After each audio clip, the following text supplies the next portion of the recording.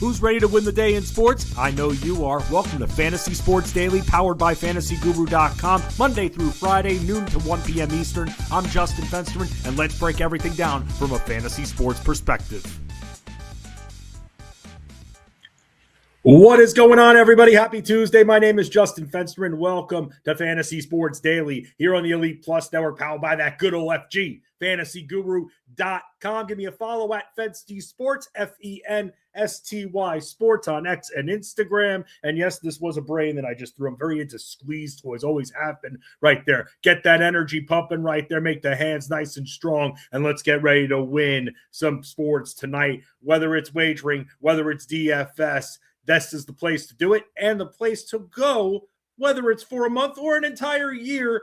FantasyGuru.com, the MVP plan. You can sign up for a month for 60 bones. You like it, you sign up for a year for a couple hundred, you're good to go the rest of the way. And not only do you get everything we offer with basketball, hockey, which is on fire all season long for DFS, but also racing. We got Daytona coming up. PGA, we're hot and heavy in that. MMA, everything we have to offer, you get with that MVP plan when you go to FantasyGuru.com. I'll bring a nice little link up there for you. As you know, free stream right here, so maybe you're not part of the Elite Mafia. Now's the time to get involved, knee-deep with the NBA when it comes to DFS and wagering. I will have tonight's write-up on the website a little bit later on, and then I'll be in Discord with Mike the Beard, who I've been going back and forth with, also compadre at FantasyGuru.com, Mike Sillo. He's going to be hanging out with me tonight in Discord, answering questions, and this is where things are going to be getting crazy, because here's what I'm going to do today. I'll just let you know right off the bat.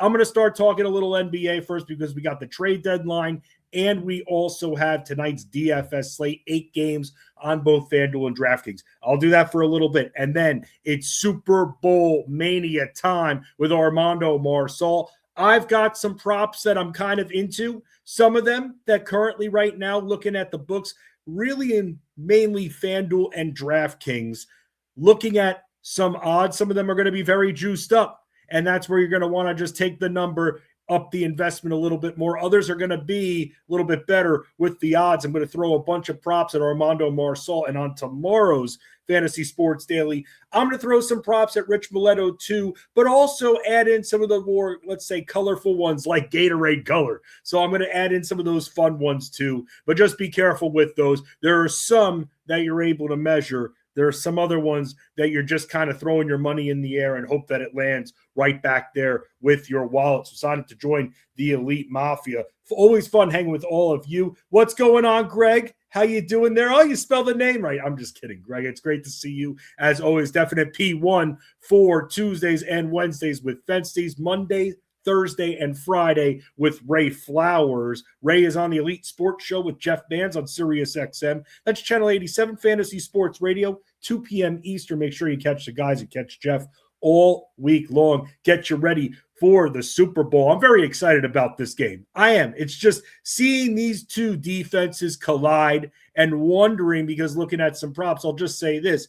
The overs and the unders, or rather the lines for touchdown passes, being at both 1.5 for Darnold and Drake Maye. I find that very interesting, and it definitely, when you see the odds, it gives a lot of credit, the books, to the defense. So that's something I've been learning while watching the props there, and you'll be able to get our prop sheet at FantasyGuru.com when you sign up for any of our packages right there, especially including football. That's what we're all about. Let's talk a little NBA, and here's the rubric. Maybe you just have a few minutes to stop by. Before Armando Marsal joins me let you know what's going on the NBA front. We are on Trade Watch. Now, what I normally do, because I do have a FG exclusive NBA podcast called Fensty's Basketball Diaries, and that comes out every Thursday. Generally in the mornings, I like you guys to hit with it, whether you're on the West Coast and you're on the can and you're listening to it, or maybe you're on your way to work. I try to get it to you in the morning. What I'm going to do for this week is, because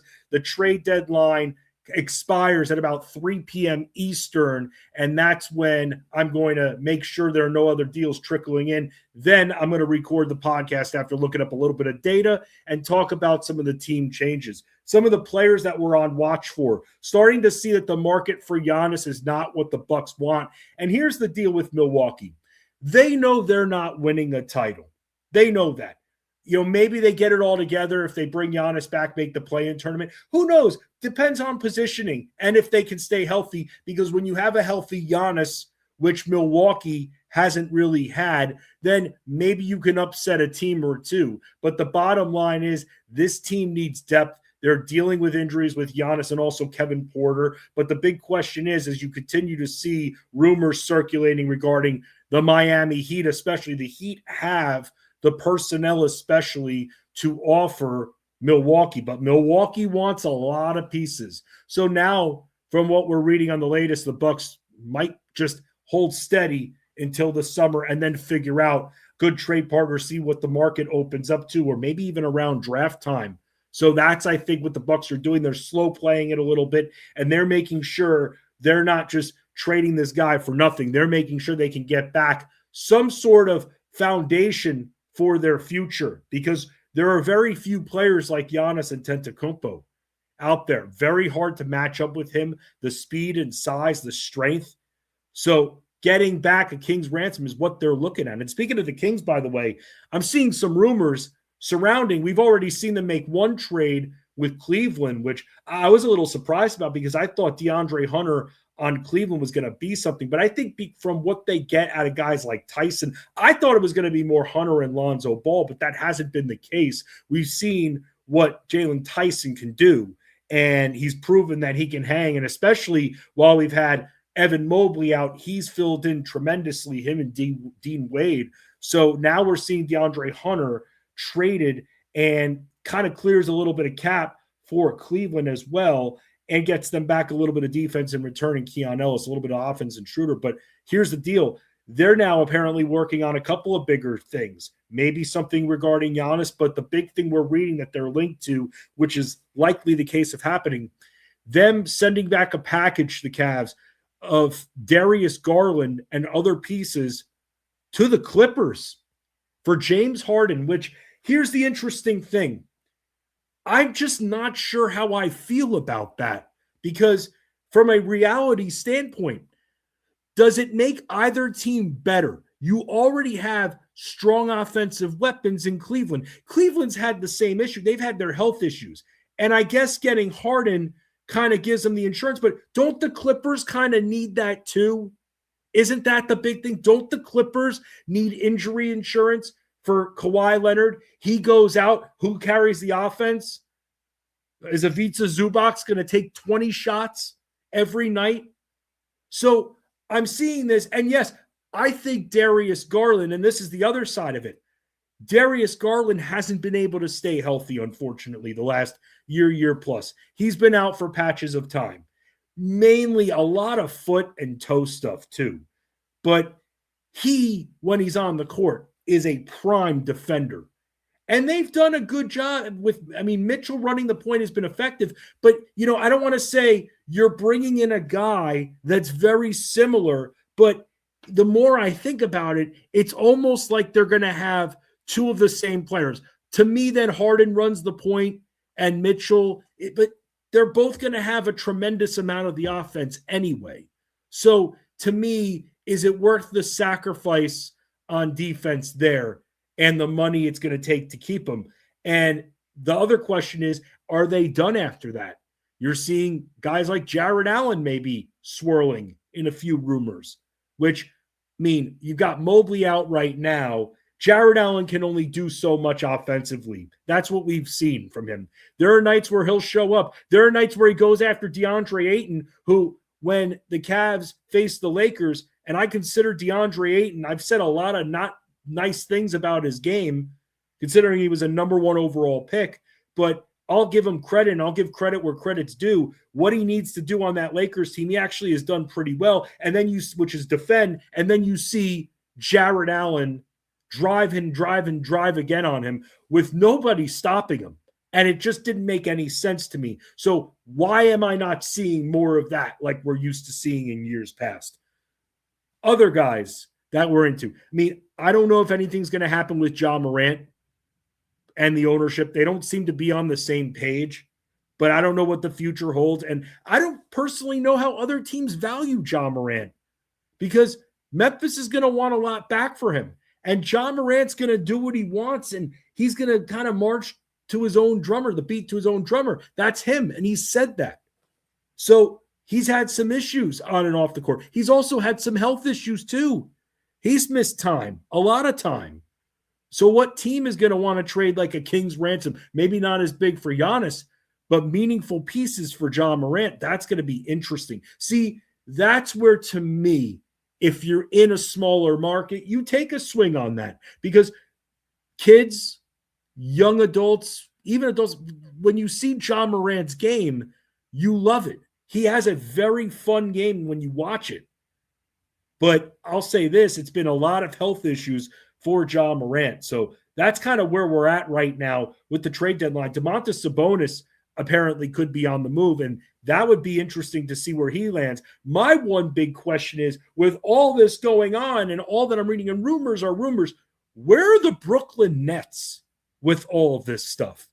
I mean, let's not forget, because I don't know what they're waiting for, but when you've got names like this on the open market, I don't want to say the open market, on the trading block, when you see these names, why aren't the Brooklyn Nets trying to get someone that can help them start to move up a little bit? Oh, you're going to tell me Michael Porter is their future. They're going to say that too. Michael Porter has been excellent. Michael Porter alone is not winning championships, okay? Let's not forget who Michael Porter had with him. Michael Porter, at this point on a championship team, is a number 3 guy. That's right, number 3 guy. And here's the other thing. I know that he's been able to stay healthy, and so was Christian McCaffrey, but that doesn't mean we can't, when all of a sudden, conveniently forget Men in Black, mind eraser style, that he's had his own injuries to his back, spine, everything. So that's something to think about too when it comes to Michael Porter. And I think about that every time I think of writing him up and paying $8K plus for him. But he's the offense there. That's really what it is in Brooklyn. But where are the Nets? Like, for me, when Trae Young, when all of a sudden it became apparent that Trae Young's being dealt, where's Brooklyn with that? Okay, they got Igor Demon. Okay, again, just these teams getting a name. That's where it starts. And now I'm seeing opportunity there, and I'm just wondering where they are. I'm wondering because so far, when it comes to looking like, that with all those draft picks, they've barely been able to use them. And look, they need some seasoning, some of them, but I'm sorry, I'm going to be waiting on Danny Wolf for a little bit. Demon is a different story, but right now with Igor Demon, what happens is, if he misses a few shots, he all of a sudden tries to disappear, go completely Casper on us, because he doesn't want to shoot anymore. So he'll have games where he's shooting, and he'll have games where he's not. So the volume's a little confusing. That guy should be shooting every freaking night, a ton of shots. Get this guy going if you're not going to trade for one of these guards here. All right, let's talk about last night a little bit, because I do this because I want you to all know that there's realism when it comes to DFS and wagering. And we had 2 majorly bad things happen last night that I'm going to address, because a few of you in Discord, at Fensty in Discord at fantasyguru.com, by the way, FENSTY, were asking me about. And I don't know if I've had a lot of things happen with core 4 plays. I don't think I've ever had anything like this happen, where I had a guy who gave a Tony Snell stat line. If you don't know what that is zeros across the board. He played zeros across the board, Josh Okogie, one of the biggest upsets of the year. Here we are seeing this guy rebound. Here we are seeing this guy score. And then he's out there against Indiana of all teams. Yeah, it's a close game, and I get that. He's not going to be featured even with Kevin Durant out. But it's shocking that he can't get anything going, even an assist in a high-octane environment. So that's a major L after being like, you know what? We're paying up. We're going Şengün. We're paying for Tari Eason, who did diddly poo offensively for 3/4 of the game, but he handled himself on defense as he tends to do, grabbing boards, hitting that prop for us. But then I'm like, you know what? 3 games, let's triple down on the Rockets. Why not? Great environment. Here's a cheap guy, and he gets a zeros for us, and that's going to kill any lineup. And yeah, look, as the person who suggested it, while I didn't see zeros, that still, it could have been zeros or it could have been a 3x return. A loss is a loss, and I take responsibility on that. But at the same time, wow, how messed up. Zeros across the board. That's like seeing a freaking UFO or, Halley's Comet or whatever it is. I'm not a scientist, all right? But I'll say this. When it comes to the next thing that happened, I just couldn't believe it. So I had a tough time figuring out the rebounds and assists situation because I was liking a lot from Houston when it came to the betting. We were going in on Tari Eason. That was going to happen because Kevin Durant was out, especially no Adams. Opportunities have clearly opened up for Tari Eason. But then I said, you know what? Let's just utilize the Rockets in the environment that they're in. Let's play to the pace that they're going to be playing at. And so I put together a mix and match of rebounds and assist props, about a 4-legger. I had Jabari Smith in there for 5 rebounds, Şengün for 8, Şengün for 4 assists, Amen Thompson for 4 assists. Something that you thought would hit, right? Well, what ended up happening was we hit the freaking parlay. And then I don't know when, because I was tracking this and I was watching the game and tracking it, especially at the end. I don't know when it happened. I guess shortly after, but the statisticians took away a rebound from Jabari Smith. I had already, and I don't always go, oh, he got it, boom, counted. But at the same time, I thought it had been long enough. He was at the 5 rebounds, it seemed like, for the entire second half. And then somehow it got taken away from him. And because of that, we missed the parlay. And I just, especially after what happened with Okogie, not even realizing it until the next morning where I'm seeing kind of responses like, did this hit? No, it did not hit. I'm literally just shocked, completely shocked. But that's where we now turn the page and we go to the next night. And I'll talk to you about some of the plays that we're looking at tonight, some of the big games. Now, here's the deal. Atlanta, Miami. I think we're safe with the Heat players tonight.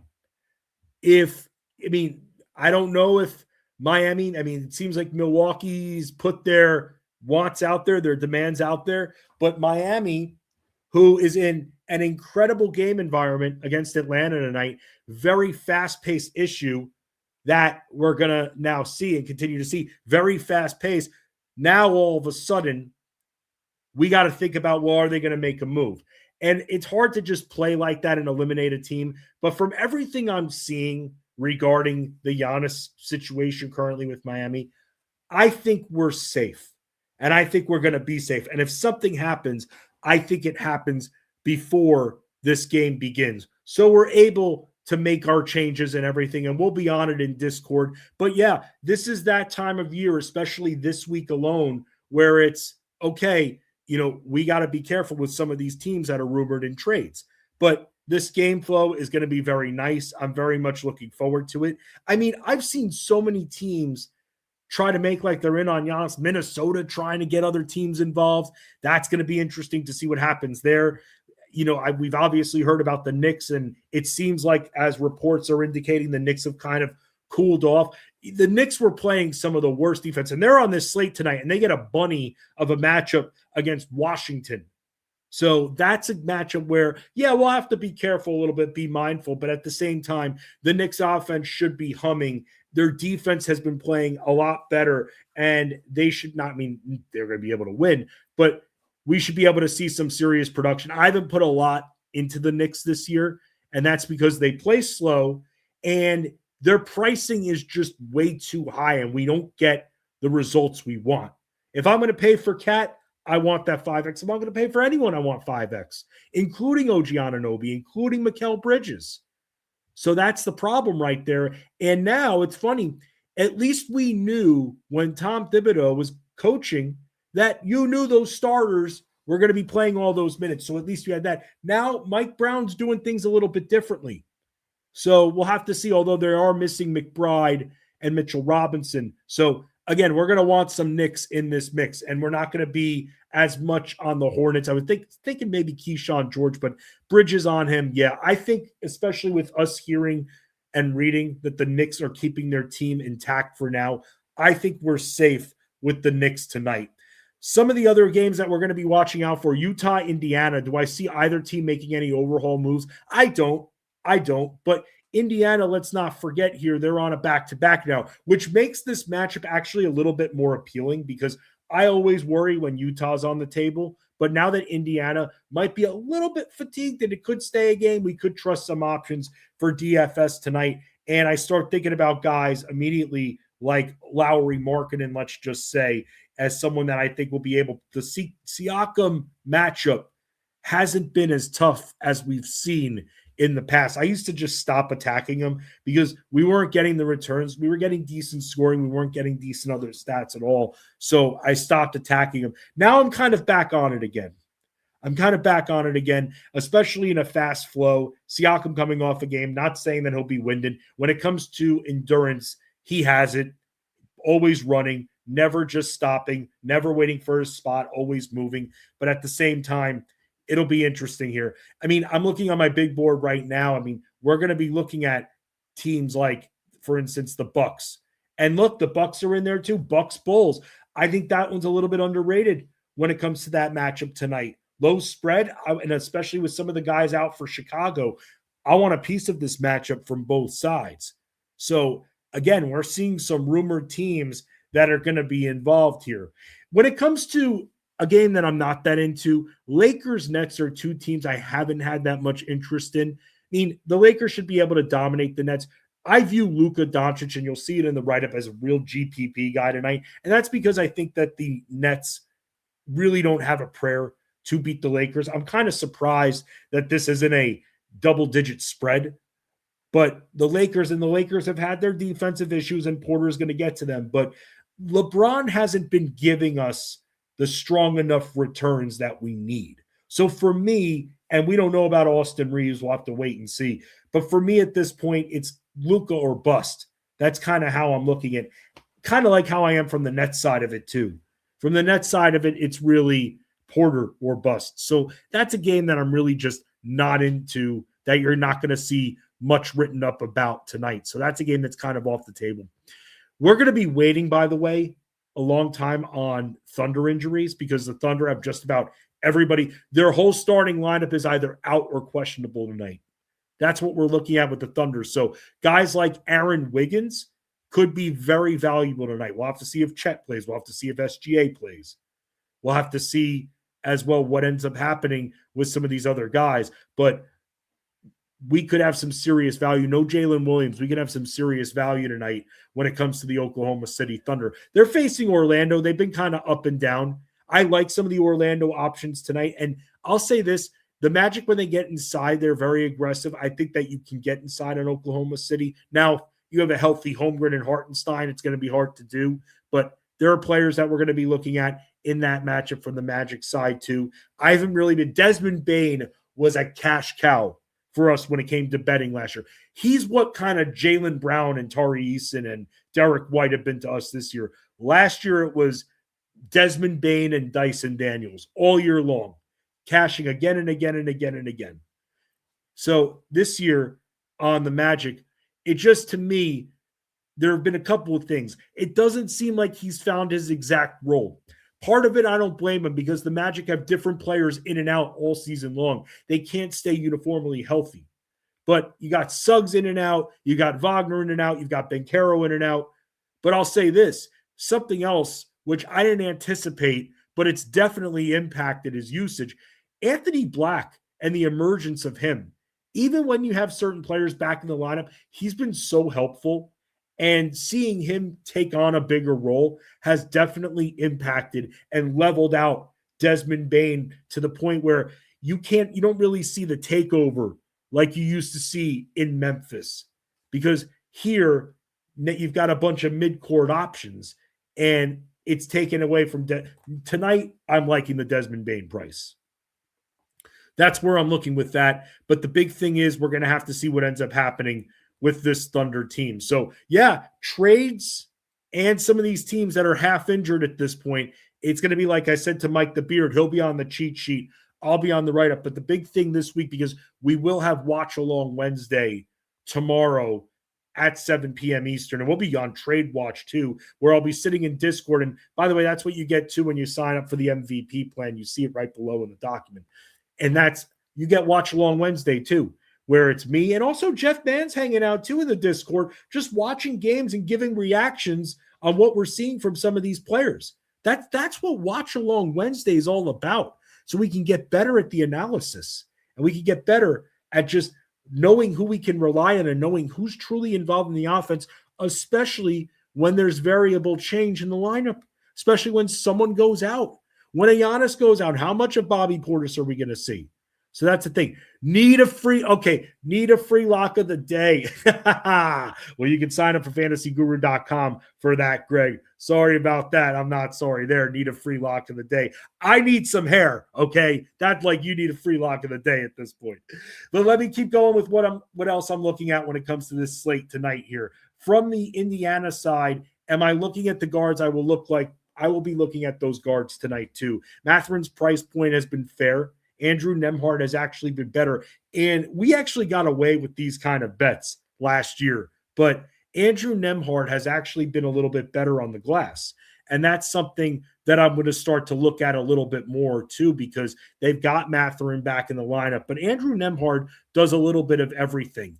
And I'll say this. I know that last night it was against Houston, and Amen Thompson is just, at this point, a very fierce defender, fierce rebounder. You don't get positioning on him. But prior to that, he'd been grabbing 5+ and 4 straight.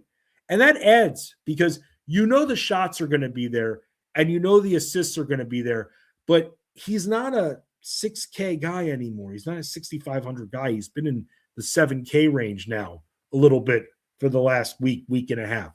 So that's where we have to decide if the juice is worth the squeeze. Tonight, I think there's some GPP merit around him there. But if I'm going to be looking at a guard from this matchup here, because again, there's no Keontae George here. So you can look at, like I said, I think a lot of that goes to marketing. But then someone else that you can look at that I think is a nice little value, although he's more mid-range price now, the sites have smartened up because we've seen the double-digit scoring consistently, and that's Isaiah Collier. Isaiah Collier is an excellent passer. He is. And in a fast-paced, high-octane environment, I like what Collier brings to the table. And that's someone who I think, with no Keontae George, is going to continue flirting with 30 minutes. So with that, you've got the points and you've got the assists there too. He's been averaging just under 7 a game, and he's dished 7 or more in 4 of his last 5. So he's been starting to trend up a little bit more time with the rock. And that's someone who I think is, from a mid-pricing standpoint, someone that we can trust enough to be able to give us return. And remember, they played last night too. So Indiana might be a little bit fatigued, and that could give a leg up to Utah. Also, something to notice with Utah too, there's no Yusuf Nurkic. So again, there's going to be more offense coming out of that backcourt. So I think that with no Keontae George and Nurkic, you're going to be seeing more shooting from Isaiah Collier tonight. So that's someone that we're going to be looking at a little bit more too. So from that game, there is going to be exposure we want, but I think Knicks Wizards is safe. I think that you're going to be seeing a big game from Cat tonight, Karl-Anthony Towns. Jalen Brunson's been playing a lot better. And then some of the other games that we're going to be looking at, I'm always looking at the Celtics when they're on the board because, yeah, they're a very good team, but sometimes they make games a little bit interesting, and then they kind of playing catch-up throughout the game. So Boston against Dallas is one that I want to look to attack too. And I think that because, again, Dallas plays at a nice quick pace. And with Dallas playing at a quicker pace, I think Boston's going to be able to take advantage. And that's where we can look at a few guys here. We can look at Queta. We can look at Jaylen Brown tonight if you want to spend up for him. And you can look at maybe a White or a Pritchard tonight. I think those guys are going to be safe against the Mavs. The Mavs still have some scoring. And do I think that they're going to all of a sudden retool? No, but I do want to make sure that I'm looking at Jaylen Brown tonight because PJ Washington, fantastic defender and one of the best corner three-point shooters in the league, he is going to be out tonight, which sucks for my season-long fantasy team, but no one really cares about that. What everybody cares about, whether you're a sports fan or not, the Super Bowl here. And with the Super Bowl comes a Super Bowl preview, talk some props, talk some fun. And if you want to have fun, Armando Marsal is the person to have fun with. What's going on, Armando? How have you been? How's it going, Fensty? Happy to be on here talking some fun week for sure. There's lots of content on the site. Big game this Sunday, obviously the Super Bowl. So looking forward to it, man, and lots of bets and things to discuss here. So I'm pumped. Yeah, man. No, me too. And let me ask you this here, because I'm one of many with this decision here, because I still have both quarterbacks in my playoff league, and I'm having trouble deciding if you're in a playoff contest here, a one and done style. Who are you choosing as your one quarterback in this game between Drake Maye and Sam Darnold? It's tough, right? Because both of these defenses are really good. I'm going to go with Drake Maye. He struggled throughout the postseason, but he's still finding ways to produce, right? He has that rushing element to his game. So because of that rushing upside, I'm going to slightly lean with Drake Maye. We've seen him attempt at least 10 runs in 2 of the 3 postseason games. So he's utilizing his legs a little bit more here in the postseason. And because of that, I would go with Maye, because I do think that whether New England wins or loses this game, they need Maye.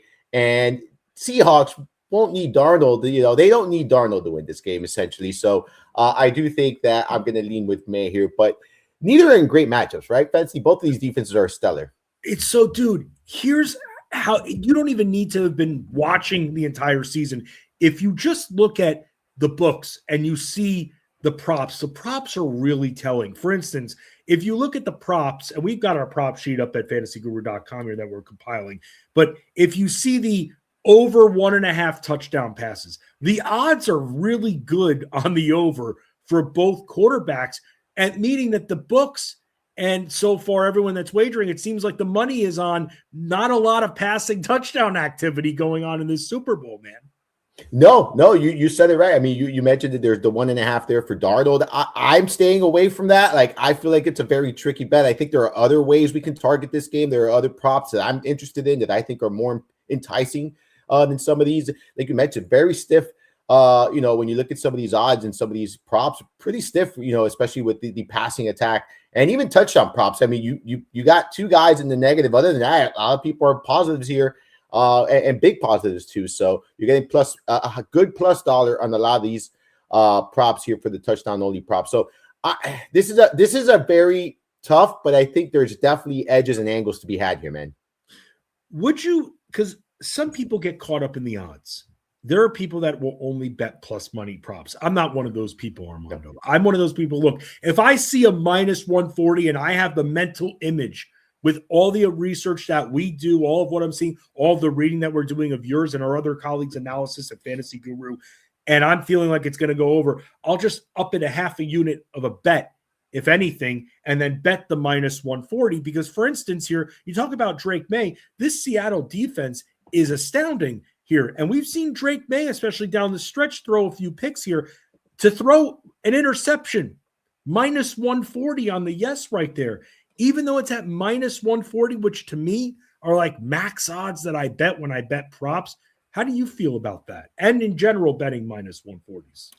So in this particular bet, so when I'm torn between the bet, and I look at obviously the odds, and sometimes I let that dictate whether I decide to make that bet or not. In this instance, like the interception here, like at that minus 140, to me is a big concern, right? Because you are paying high price. Yes, he has thrown an interception in 2 of the 3 postseason games. And if you look down the stretch, you go back to December 14th, he's thrown 4 interceptions during that span. So he's been a little bit more turnover prone lately in these tough matchups. So I do think that there's a path for that. But if it was, and it sounds silly, but if it was minus 125, minus 120, I'd be more inclined to take it, because I do think there's a path and a good chance that he does throw an interception. But I don't want to pay the extra tax on that. So I just stay away from these where I'm kind of, in between these kind of props. So not necessarily saying that I look at it. If I'm very strong about a specific prop, I'm okay with taking the juice and paying the extra juice here on the Super Bowl. Like this is a day. So like maybe we could have discussed that, but like I view Super Bowl Sunday as you have some fun with it, but you also, try to, you don't want to go and blow all your money, right? So like have fun with it, be smart. But stay with the ones you're confident in. Like to go with those, even if it's a little bit more juiced. You mentioned when you were talking about Drake Maye. Yes. You mentioned about what his utilization with his legs. And one of the things I'm seeing, and again, this one, another one that's a little bit juiced up, it's at about minus 137 on FanDuel. We've seen him have double-digit rush attempts here. It's at 6.5 the line right now. And I'm, by the way, in lieu of that, seeing his pass attempts prop is at 30.5. And if right now the money's looking like it's on the under for that, and you said, look, we're seeing him utilize his own ground game a little bit more with his own legs, 6.5 here, you think that we could see him rush a little bit more? See, this is one where I don't mind taking the over, right? Because he has done it. And I do think that there's a path. This is a team that's going to apply the pressure. He's a kind of running back where if he doesn't get it, if he doesn't see it in the passing game, he's able to run and utilize his legs. I think we're going to see a lot of that here. Doesn't mean he's going to run wild against Seattle, but I do think he's going to have to run here. You mentioned the 30.5 pass attempts. I actually like the under on that one, right? He hasn't been, throwing a ton. We see him utilizing his leg a bunch. And I looked at some of the numbers. So he's attempted 30-plus passes in just 8 games this season, including the postseason. So, less than 50% of the games. And this is one of those environments where I just don't see a back and forth through the air. I think this is going to be a little bit more of a grind where he's going to be utilizing his legs, taking those short passes and utilizing the ground game. I like a lot of the betting props when it comes to Ramondre Stevenson in this game. He's probably one of the players I'm going to be most invested in, when looking at props this weekend. Obviously, with what you just said with Stevenson, do you think Travion Henderson will just kind of be in a limited role when it comes to this game? You think maybe he gets like 5 to 7 carries and that's really it for him, if that at all? Yeah, I just think that they're leaning on Stevenson in the postseason. They feel much more comfortable with him. I think a lot of that has to do with pass protection, right? There's a veteran running back who's pretty good at pass protection, can catch passes in the backfield. Maybe Henderson's just not there for them, and they've been facing a ferocious, they've been facing ferocious defenses throughout the entire postseason, ferocious pass rushes. So I think that has played, and nothing changes here for the Super Bowl. This is another very difficult defense, another stellar, rush defense. If I'm not mistaken, they're bottom 3 or bottom 4 in yards per yards per attempt through the air. Like they've been just getting to the quarterback very quickly, not giving them a time for big plays. So I can see another game where they're utilizing Stevenson a lot more than they are Henderson because of that.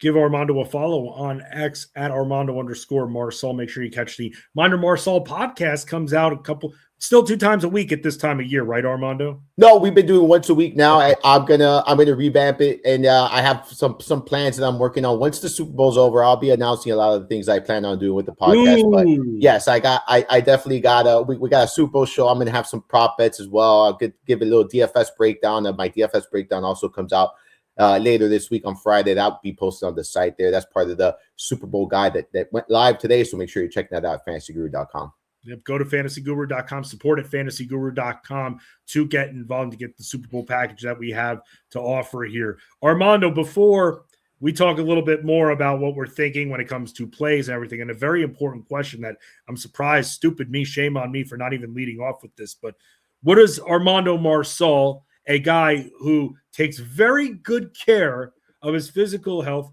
doing 2-a-days, running with essentially weighted vest or weights on him at all times here, making the rest of us look like slobs.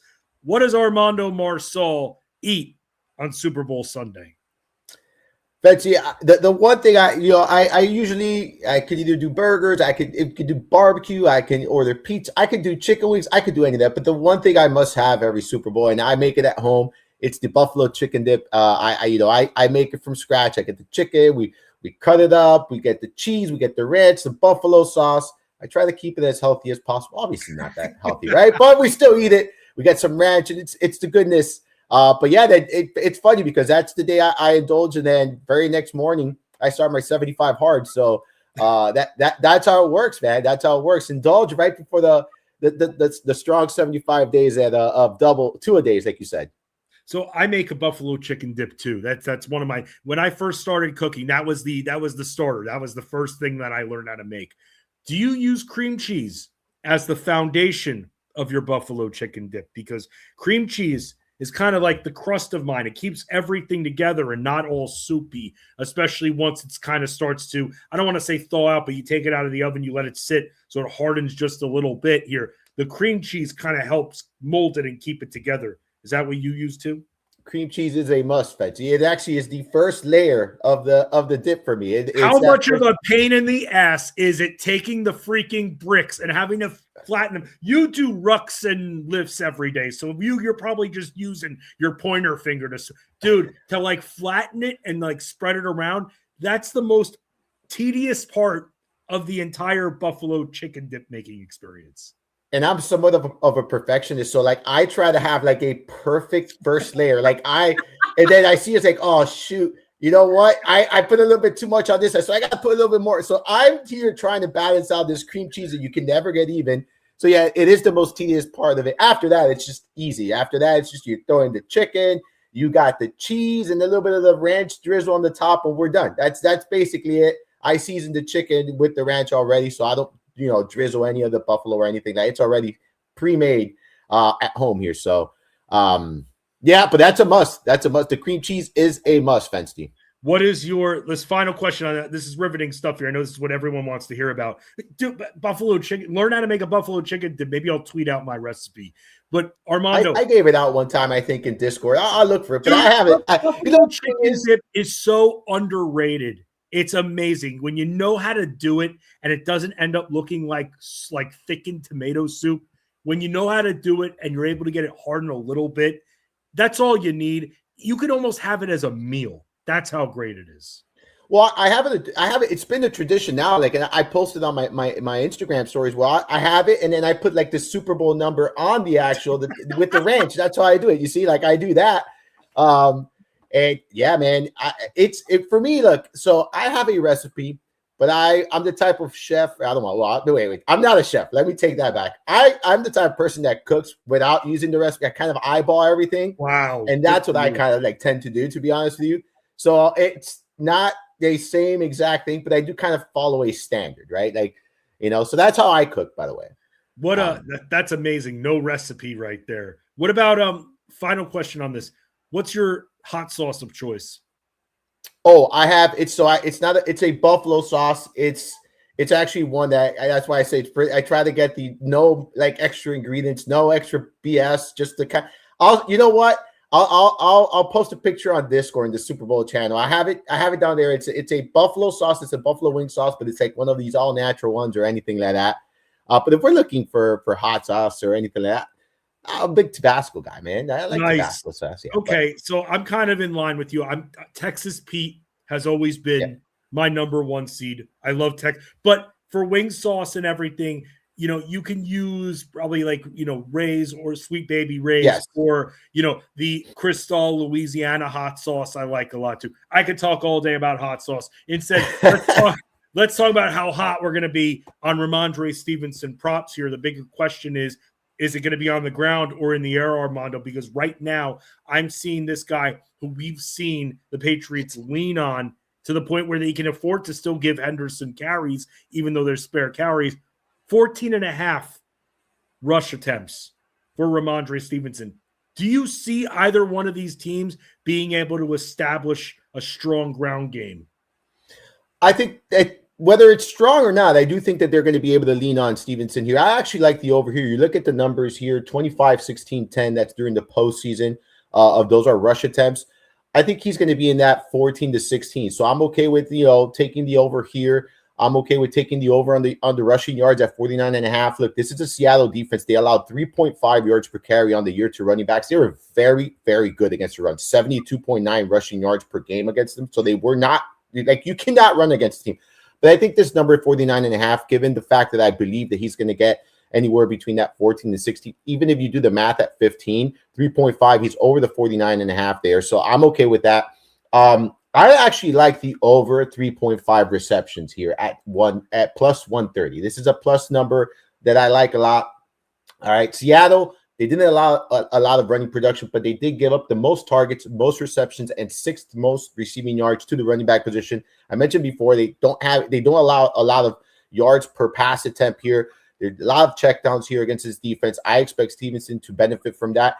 And he's someone that I'm going to be a lot of the overs. If you want to get brave and you want to get cute, you can take the anytime touchdown. I like the idea of Fensty. If we talk about these bets, I like to do these bets individually, not entirely as a parlay, because if you miss one of these parlays, guess what happens? you don't win the bet. So if you want to go individually and then pick 2 or 3 of the ones you like from him and you want to parlay that, sure. But make sure you get each of these bets individually. But for me, the big one I'm on here is plus over 3.5 receptions at plus 130. You can get that right now at the DraftKings Sportsbook, and that's the one I'm going to be most bullish on here. There you go, Greg. You didn't think you were going to get it, but you got it. Need a free lock of the day there. So Greg gets it right there for the Super Bowl. Not of the day today, but a few days from now. Armando, I feel like the commercials back in Super Bowl, man, they were can't miss. They always hit the Budweiser frogs, the was up. I was showing my 4-year-old daughter all the was up commercials. She's into them. Dude, the commercials are almost all stupid now. It's almost like you have to sift through all 200 of them or 300 of them to find just one good one of the bunch these days. Yeah, man, I couldn't agree more. I had that conversation last year with a couple of buddies of mine, and it's like they were nowhere near as good as, in years past, man. I remember pretty much every commercial was a hit when we, 7-10 years ago. Like now it's like, okay. I mean, I still look forward to it, right? I kind of do what you do. At least I recorded the Super Bowl and I kind of go through it after, and because that night you're doing a bunch of other things, and so I go through them after. Not crazy about the ones we've seen in years past. So I am looking forward to see if we see any new creative stuff this year. But I'm rooting for more better commercials here, Fensty. There was one commercial that came out a long time ago. I still joke with my dad about it. I forgot if it's Budweiser or Bud Light or something. And at the end, they're paying. They get the beer. They have like $6. These two guys, probably roommates, they have $6 between them. And they have to essentially decide, Armando, whether or not they're going to spend the $6 on toilet paper or a 6-pack of beer. And they're going back and forth, and they choose the beer. And then as they're getting rung up at the register, the cashier goes, paper or plastic? And they immediately go paper. And I always thought that, my dad and I still joke about that. But those are the type of commercials that used to come out. And now they're just all crappy here. You know who's not crappy, though? Jaxon Smith-Njigba. Let me ask you about him. Do you think there's any stopping him? Can New England, with their strong defense, devise a game plan to stop one of the biggest threats at his position in the entire world? No. Simple answer is no, Fensty. I don't think anyone could draw up anything to stop Jaxon Smith-Njigba. Can you contain him? Can you limit him? Sure. But I just think that he's such a good route runner. He's lining up all over the place, and he's so good at what he does at his job that even against good defenses, he's capable of producing huge numbers. I mean, he had a great game last week, or not last week. I'm sorry, in the last game, he's someone that's consistently been, producing high end numbers. So for me, man, I won't bet against them, containing him here. I look at his props, and they're very stiff. That 6.5 over 6.5 receptions. That's a big number. It's gone down, Armando. It's gone down. It was at 7.5 last week, and then all of a sudden, it was at 7.5. It was pretty juiced at 7.5. It has gone down since, which is why I had to ask you if there's a way to stop him, because clearly the books and the way the trend is here, it's indicating that a lot of people are on the unders with him. Yeah, it's because I think it's because of the game script that what the expectations are here, right? Like I'm expecting a kind of defensive battle here, is where both teams are trying to establish the runs. Both teams are going to try to play as conservative as possible early on and kind of see how the game plays out. I don't see many passes as becoming a back and forth shootout. I think that's where he's going to benefit. He's still going to be the go-to, but how many pass attempts are we going to see here? And how many pass attempts is Sam Darnold going to have? I'm seeing so what you have the 6.5 at minus 137 is what you're seeing. Look at the crazy. Look at this, how crazy. I'm seeing +6+ at minus 266 already. So that half number right there is a crucial number. I'm not sure if I'm going to be betting his reception props. I don't mind maybe doing some receiving yards here. Is that 93.5 for him? Yes, but we could do, let me see, because you could do the alternate, right? Like if you want to do like a little bit more and pay juice, I don't mind doing that. So let me see here. The Jeff Mann's only way to betting guide, alt lines, which by the way, I completely agree with too. Well, because in certain instances you're going to be paying juice, but you're pretty confident. This is exactly what I mean about these. Like, have fun with it. Bet the plus, the plus money stuff. Like, they're plus money for a reason. You know what I'm saying? Like, the risk is a little bit higher, but the ones you're confident in, go ahead and do those individually as well. Don't change the course now in the Super Bowl simply because it's a Super Bowl. Is my point. You can add some fun to it, but not. I wouldn't change your course of action. But yeah, I would go maybe some alternate receiving yards here. I'm trying to pull them up to give you like some of the ones that they have with him. So okay, so with Smith-Njigba, like if we pull up we're not going to do the fifth. Like you could do like it's a lot, like plus 70 plus at minus 295. That's a lot of juice, right? But like if you parlay something like that with a couple of other things, you could maybe reduce that juice a little bit. But it is pricey, and but I think he could get there more often than not, right? So I'm willing to maybe take that kind of chance, and maybe not that specific number. Shop around, see what you can find. But I like the alternate when they're kind of in the range where I'm a little bit uncertain, or I'm a little bit like uncomfortable with taking the bet. I go straight to the alternate lines, and that's where where I make my money. It's going to be more of a grind, Fensty, but that's what we do here. We grind. No, that's what you do. And, it's whenever you parlay props, you should be looking at alts. That's how it goes. And that's what, take advantage. Yeah, you might have to go 3, 4, 5 legs there to get exactly what you're looking for. But if you could get it done, especially in 3 legs, that's what you're looking for. The only time I don't go on the alts, obviously, is when I do the occasional money line parlays for NBA. That's about it. Armando Marsal, you can find all his work at fantasyguru.com. Armando, one more question for you here, and it has nothing to do with the Super Bowl. But I'm gonna mention a grouping here, and you let me know if you like this grouping better than Giannis and Antetokounmpo, okay? So it's Giannis and Antetokounmpo, and then it's Tyler Hero, Kel'el Ware, and then Jaime Jaquez, 2 pick swaps, and a first and a second round pick. Do you like that grouping better as a Heat fan, or Giannis and Antetokounmpo? I'm just gonna stay with what we got. Like, okay, that's where I stand. Like, I'll be 100% honest. I am genuinely concerned about that injury. Like, these injuries are linked. Like, he's dealing with the calf injury, and these tend to linger to like Achilles injuries, and I am very concerned about that.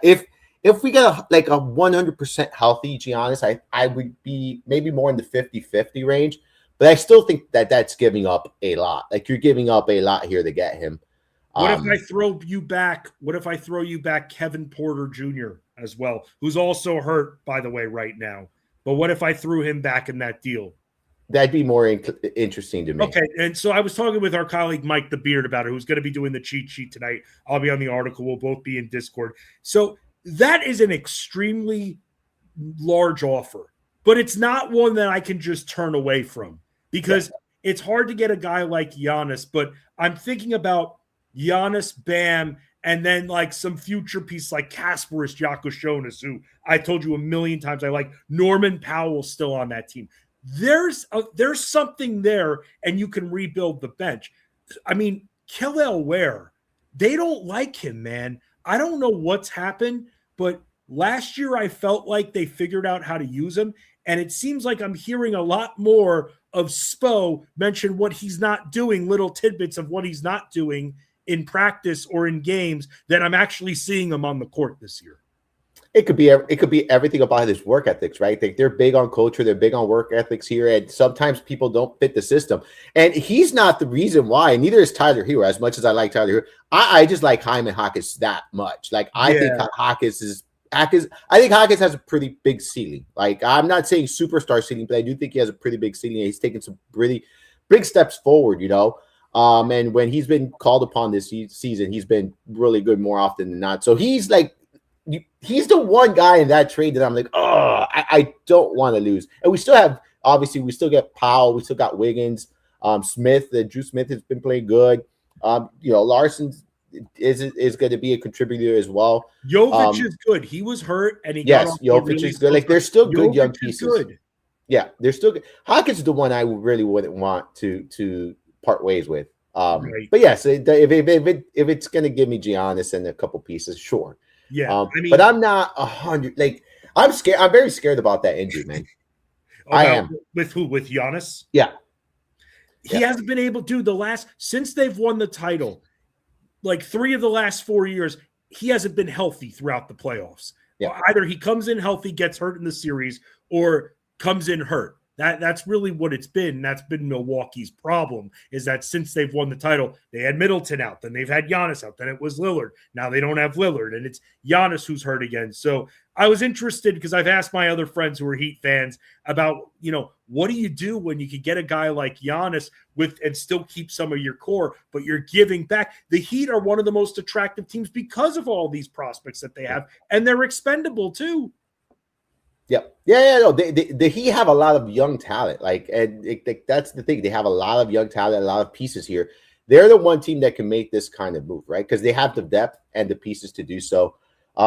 Interesting to see what happens, man. Tonight, Armando, because they've got that great matchup against the Hawks in a high-octane offensive matchup.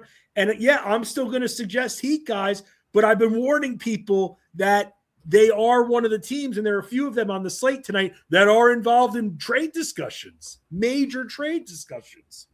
Yeah, but you can't fade that in game environment. I can't do it, man. I can't. Listen, if that's how you go down, then that's how you go down, Fensty. You know what? That's what you gotta say. If you're playing DFS, if that's how you go down, that's exactly how you do. You don't fade a good game environment. You don't fade a good matchup because of a concern about a trade. Yes, be mindful of it. Don't maybe not go all in. Right, but I'm going to be playing DFS tonight. I'm definitely going to be invested in that contest. If we stack the Heat and then halfway through the first quarter they start taking their main guys out and a few of them start walking to the locker room because they've just been dealt to Milwaukee, it's not our fault. I'm telling you that right now.